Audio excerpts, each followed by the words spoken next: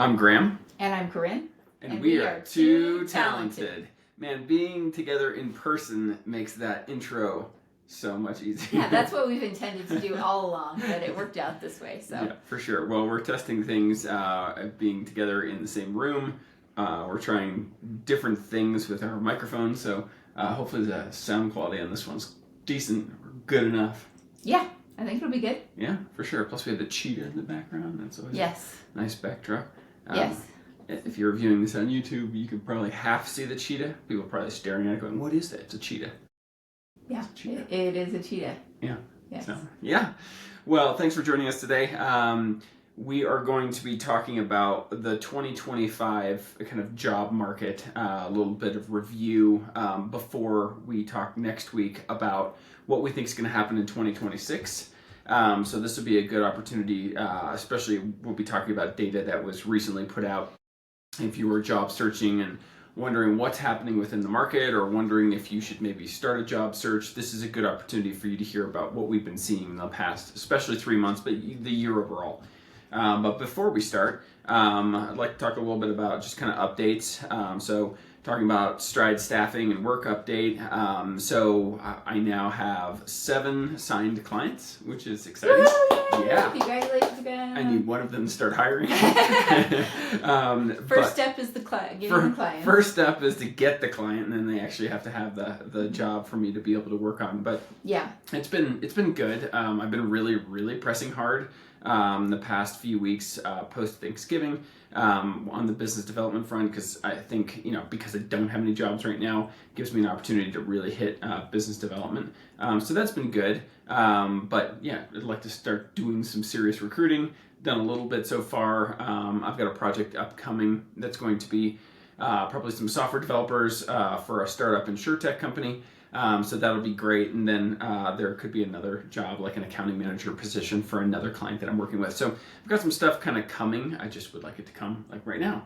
Yeah, since we're going to talk about the job market and what's going on, it might be kind of a good picture to talk about or a good starting point, I guess. This is a little snapshot as to who has signed with you. What industries are you representing? Because it's pretty diverse, right? It's very diverse, which is funny because I was like, well, I should be doing really banking. So I was really doing a heavy push into banking for a couple months, and banking was just kind of okay. And then I was like, well, let's maybe look at some real estate type stuff. So far I've signed a consumer products company. I've signed a big manufacturing company. I've signed it's like a sports app company, let's call it, a fintech company, a town, which is totally rando, and actually that's not quite signed, but the paperwork's in front of them, and hopefully it will be signed this week or next week. And then a tax accounting firm.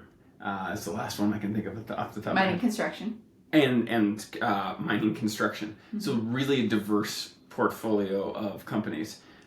Which kind of goes to show, like, a lot of these were based on relationships and not really business development efforts. There was one that was business development, but really it was from relationships that I'd had in the past, which I think is another good thing to be taking away from a job search. Yeah, is ties in there. You really want to be talking to the people that that know how good you are, know what you could do for them first. And that's the place to start. And then if nothing comes of that, then start kind of casting the wider net of applying for different jobs online and that type of thing. But it's always best to start with your network. And I did most of my business development just LinkedIn. And LinkedIn first connections, people that I knew in the past, sent them a direct message of what I was doing, set up a call.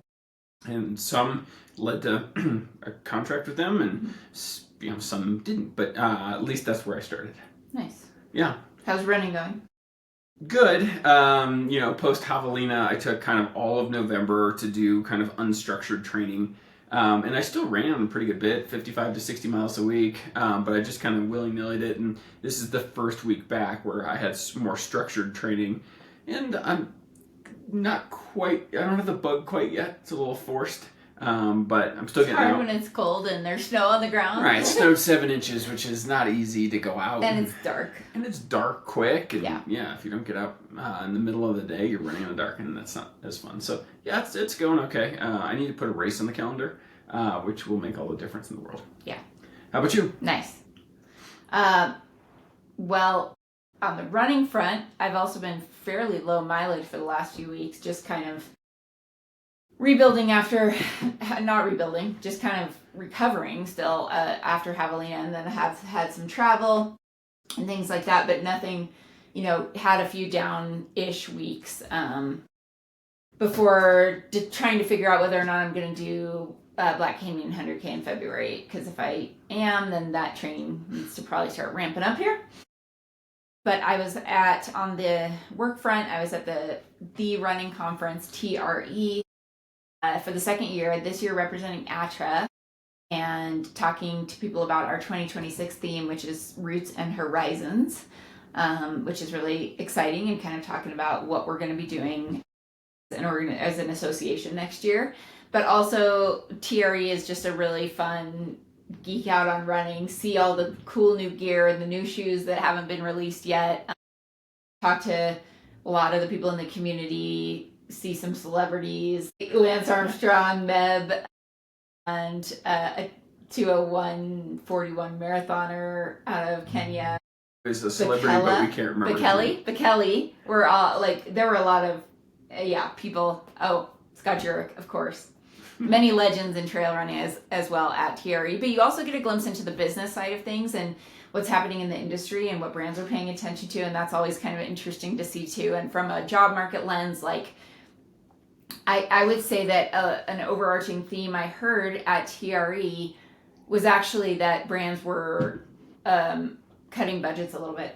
Yeah, not surprising. Outdoor brands not necessarily building out their athlete teams, not having to do what they're going to do with a little bit of a tighter budget maybe for 2026, which was interesting to see. So yeah. But it was super fun and got a lot of goodies and some shoes to try. So excited about that. Oh, that's awesome. Yeah. Nice. Okay. Well, we'll jump in and, what I think we can do is kind of take turns kind of with this. I'll start with the big picture, and then Corinne will jump in with some of the hiring trends that we're seeing, and then we'll kind of come together towards the end of this. And then the end, we'll do a Q&A. We've got a couple of questions that have come in via LinkedIn, one a direct message, and then other one on a post that I put out there. So we'll kind of cover that at the end. But to start, I think 2025, so I used ChatGPT and it pulled from a couple different articles. But it reports that it's the most layoff-heavy year since the pandemic, which is too bad. But we've crossed 1.17 million job cut announcements for 2025, which is a lot. It's a lot in 2025. And we're talking U.S. job market, right? We're talking just strictly U.S. job market. And reasons behind that were given by the company. There's been a lot of talk about how AI is, cutting jobs. That's not really reported in the data at all. A lot of restructuring. A lot of people saying that business was down a bit, or they needed to increase earnings per share, which you would start making cuts to increase your earning per share if your revenue targets weren't being hit. So it's a way to kind of continue to buoy your stock if that's the case. So you cut to do that. I think there are companies out there who have paused hiring to spend money on AI instead and investigate it. But really, looking at the MIT report that came out in September, 95% of all AI spend has not been monetized into revenue. It's a ton of money being spent on something that's just not doing anything yet. It probably will. But a lot of that money is being used to investigate AI as opposed to hiring. Yeah. And that's creating a lot of layoffs. And, there was a lot of hiring in 2022 that happened that they are probably moving now in a different direction, so they don't necessarily need those people. But I do think it sets up for an interesting 2026, which is why I'm excited to kind of talk about next week. You said 2022.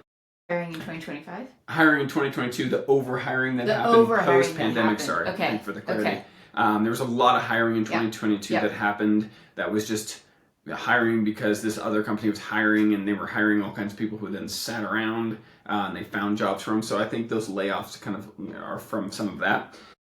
October was particularly rough, 153,000 cuts, the most since October of 2003, which Wow. was Yeah.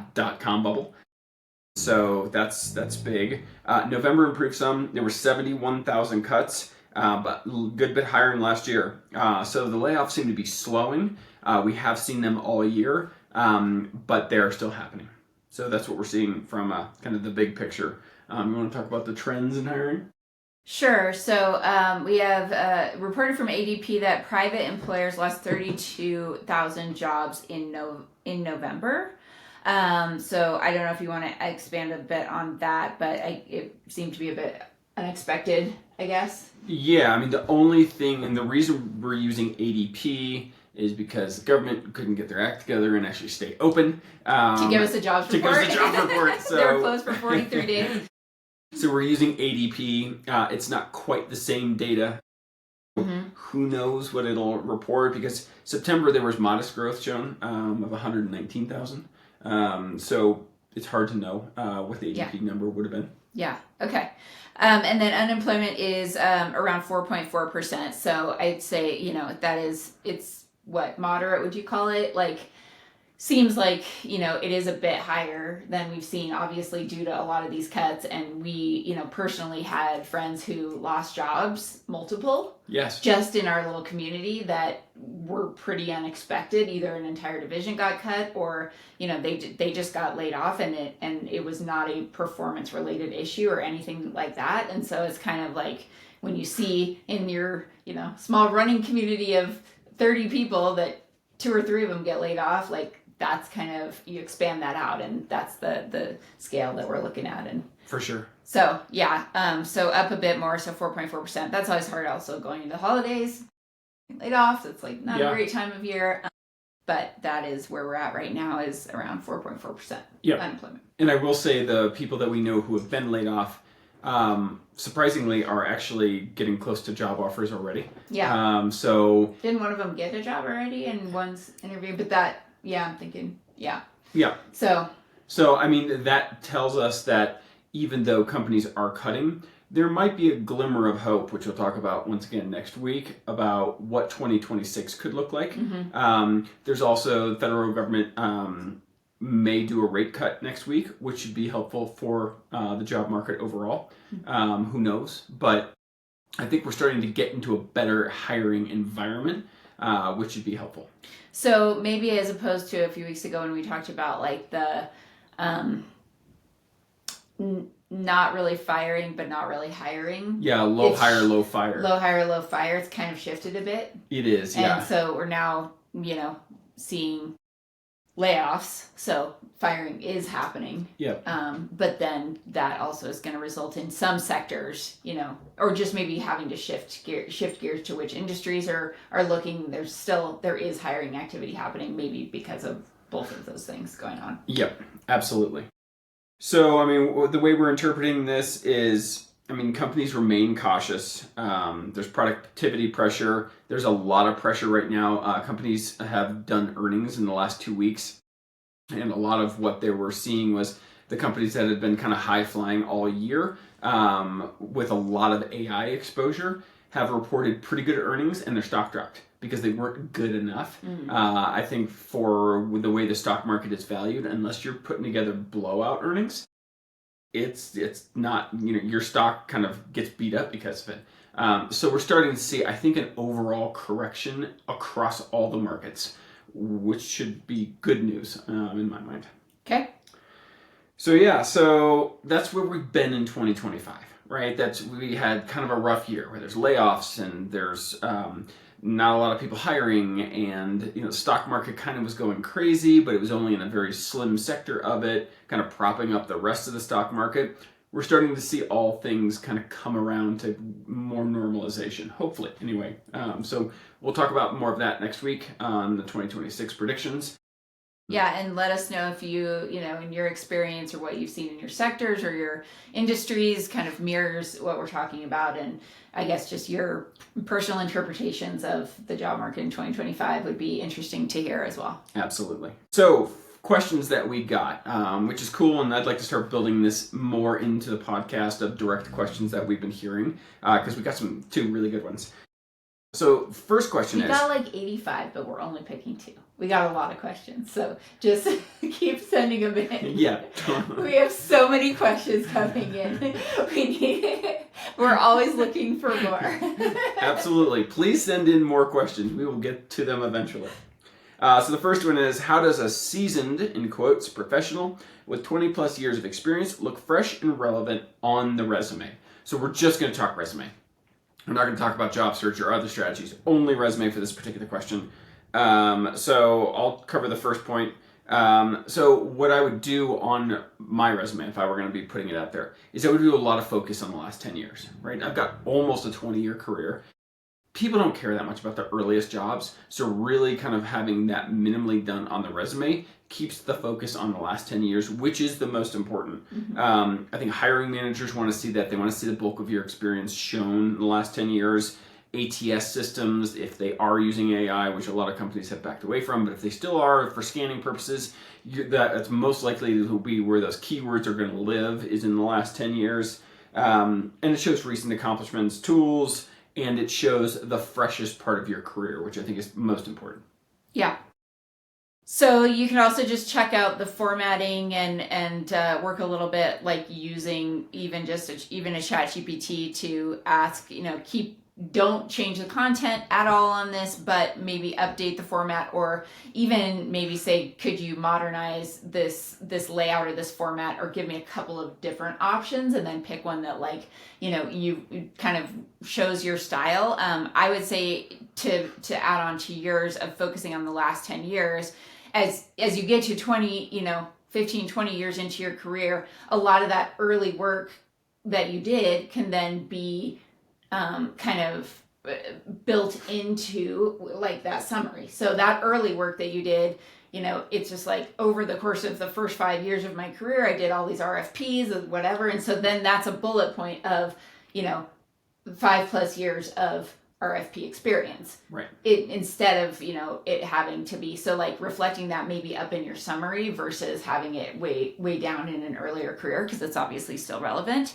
But that's showing the breadth and the kind of extensive nature of the experience that you have. So yeah, so try to maybe just mess around with the format a little bit and really make it look kind of modern and sleek, would be another thing to work on. Yeah, and I did it with my resume. I had ChatGPT kind of quote unquote modernize it, and I used the prompt, leave the content exactly the same. That way it doesn't change any of the content, because I didn't want to. Yeah. But it did, offered a different version of my resume that looked pretty slick. It also seemed to kind of shorten some pieces of it, change the font some. So I think it's great. I mean, you can always keep your old resume around just in case. But I think using ChatGPT or your favorite AI, I think is a great way to kind of start with the resume.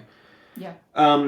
Going back to what you were just saying about how to handle earlier career. So, there's a couple ways that I've seen people do it. You can leave, the early part of your career just completely off. So that's possible. It's not as transparent as some people like to be. So another place you can do it, and my favorite way that I've seen, is someone will put a heading, earlier career experience, and they'll just put company and title. No dates, no nothing, just shows it off. There are some professions, and I'm thinking like accounting, where you started in Big Four public accounting, and that's a big deal in accounting. So you want to be able to show that off. Or let's say you worked for, I don't know, Amazon, Google, Facebook, Meta, and you're in the tech space. That's really important. So you may want to have that on there early, and just show that you worked there, what your title was, and that's that. But not having the dates can kind of make sure people don't kind of quote unquote age your resume. I like that. I think you do need to show a bit of an evolution of where you came from, and especially if it is like continued progression, or just you got this experience over here and then went somewhere else and did this, to show the chronological order and the steps, and also just give people a timeline of, how your career has been built over the years. Like, I like that, but to your point, it could just be individual bullets of like, I was here for 5 years doing this, and even maybe just one bullet of like, those were my biggest accomplishments from that time there. Won't take up very much space. For sure. And I think that's a great point. Like, so if you're in sales and you made President's Club in your first job out of college, that's a great one to put as a bullet point. And, that shows that you had excellence early in your career, and that's great. Yeah.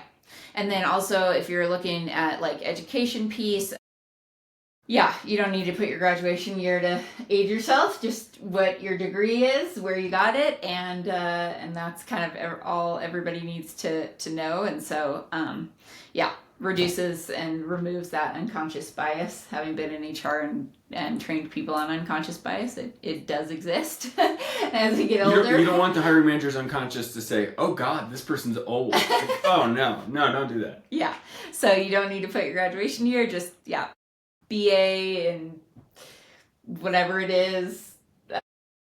I have a BS. You have a Bachelor of Science? That's right. In management. Science of management. Science of management? That sounds like BS to me. Just kidding. Yeah. But it's probably worse to have a BA in Spanish language. I don't know. I think you've done pretty well with it. With a minor in business and psychology. So just the degree that you have. And then I think, it's just maybe more than anything highlighting like, yes, I've had an extensive career, but this is why that is positive and a benefit for this role. Like, that's experience, and tons of experience is huge, especially in certain positions. So just focus on the positives versus like, oh, I've been working for a very long time. Yeah, for sure. Awesome. And then next question, quote, I was just laid off. What's the first thing that I should do? And I like this question because we're going to take it in a little bit of a interesting angle, but so getting laid off is a very emotional experience. Even if you saw it coming, this is the third round of layoffs, you knew it was possible, whatever. Getting the news is going to be very challenging from a mental health standpoint, from an emotional standpoint. So really thinking through you as a person and how you process stress is important to then show off what your next move should be. So I'll let you start kind of. We have this discussion a lot because there's different kinds. There's good stress, there's bad stress. We've been through quite a bit of stress over the last few months with a lot of things going on in our lives, and have learned about one another that we have different ways of processing that stress. So this is, hey, I'm talking about psychology. We're going back to you're using your degree. Human behavior. Everyone hears fight or flight response. There's also freeze response, which is what I do. When I am stressed, I tend to get a little bit of paralysis and not do anything, and kind of not sit in that stress, but I tend to freeze. Whereas you, Graham, are a bit more of a, I don't know, maybe, how would you say? Probably fight. I think fight probably, like it's kind of a combination. No, but you don't run away from it. You fight. You're like, what's my plan? Yeah. I gotta do this right now. Yeah. Immediately must have things in order, like, over, emphasizing kind of the urgency with which you need to get going on something else. So maybe you need to first sit with that, and kind of like when if you have a breakup or you have a really, challenging conversation with somebody or whatever, like don't do anything immediately.